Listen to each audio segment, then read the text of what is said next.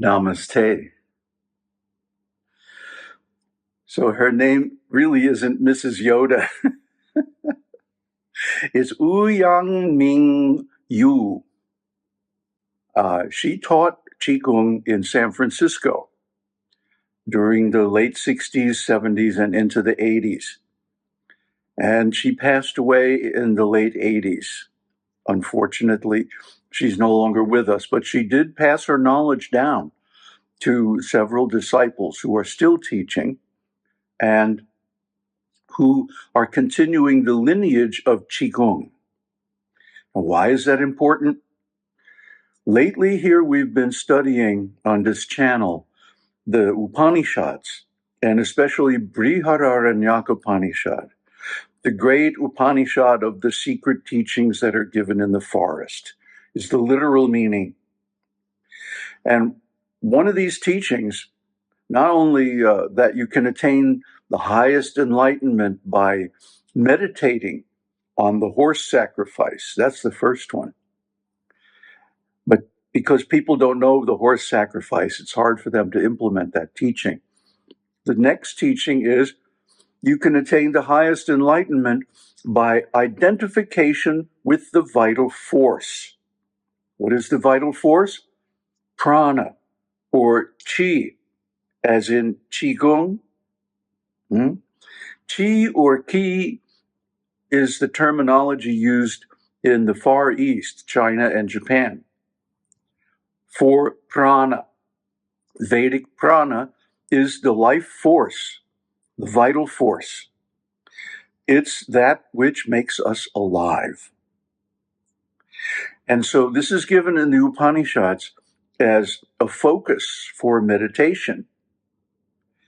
And it's stated, if you follow our recent series on Bṛhadāraṇyakopaniṣad, it's stated that identification with this vital force brings one beyond death, beyond sin, beyond impurity, beyond all evil.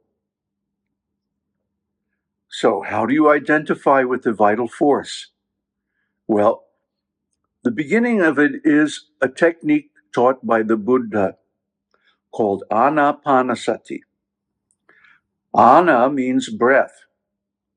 Panna means concentration, and sati means mindfulness. So the mindfulness of concentration on the breath was taught by the Buddha and is the principal technique used in Vipassana meditation, which is very well known. But what was unknown until now was the significance, how powerful this meditation is. Because it's very difficult to evaluate the significance of a meditational technique while you're in the middle of it, while you're performing it. But on the word of the Upanishads, on the authority of the Vedas, it is stated that this is a key to enlightenment. This is a key to going beyond death, beyond samsara. Now, why is that so? When a living entity leaves the body and transmigrates to a new body, that means that he's dropping the annamaya kosha, the external shell made of food. And then in the subtle bodies, journeying to the next body, gross body, for reincarnation. So what is the vehicle by which one journeys from one body to another? It's the prana. The prana is the more subtle body, pranamaya kosha, and it in turn holds the manomaya kosha, vijnanamaya kosha, and anandamaya kosha, the inner subtle bodies of the living entity, and takes it to the next life. And the prana and the other subtle bodies are immortal within the purview of the existence of the entire material universe. In other words, they're relatively immortal, not absolutely. But, that's several 100 billion years. I think that's enough, isn't it? To get your act together and realize the Brahman. Maybe what we need to do is to slow down the teaching on the Vedic scriptures and Upanishads and focus a little more on the Buddha's teachings and how they have been passed down to the present day in practices like Qigong. Now, Qigong is received from the martial lineage, not the religious Buddhist or Taoist lineage, and certainly not from the Vedic lineage, which seems to have forgotten it long ago. But it was brought from India to China by Dhammo, Bodhidharma, the sixth Buddhist patriarch after the Buddha, and he brought this practice and cultivated it at a small temple known as Shaolin. Everybody's heard of Shaolin, right? Now, they have cultivated a lot of, martial arts techniques, but in the process, that has kind of covered over the main technique of the energy cultivation, or Qigong. But without the Qigong, the other techniques don't work. Now, Mrs. Yu, not Mrs. Yoda, Mrs. Yu, was teaching in San Francisco as part of a martial arts called Xingyi. But this Qigong is equally applicable to health and spirituality. Why? Because it leads to mindfulness of Qi, mindfulness of the prana, the vital force. And how does it do that? Well, through cultivation of mindfulness on the breath. The Buddha has a wonderful sutra called the Mahasatipatthana Sutra, which literally means the great teaching on setting up mindfulness. So we've done a series on this a long time ago. I'll also include a link in the video description. And you should watch this.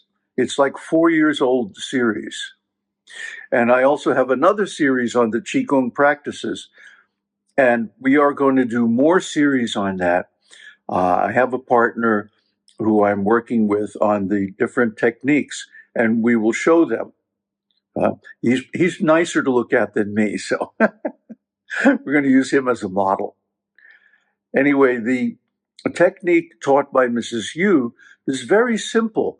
Anybody can do it. And yet, it very easily leads to mindfulness of the prana, the qi or ki.